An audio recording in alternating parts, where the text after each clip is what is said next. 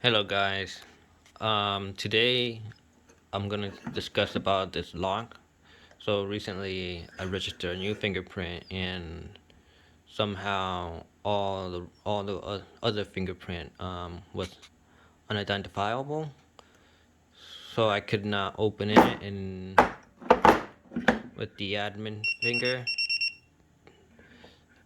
Also I could not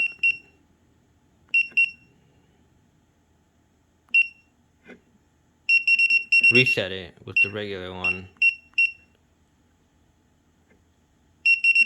So to factory reset by force and restart from the beginning, all you need to do is take it apart, obviously, and press this button.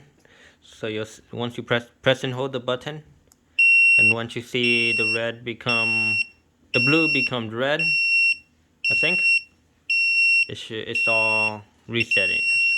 So now it's reset it, and at default it's set at free passage. So now you could register your finger. One log, and then you could register your finger.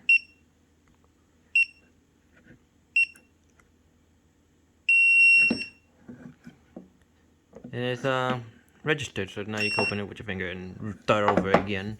Hope the video helped, and I could not find the video of doing this process, force resetting it.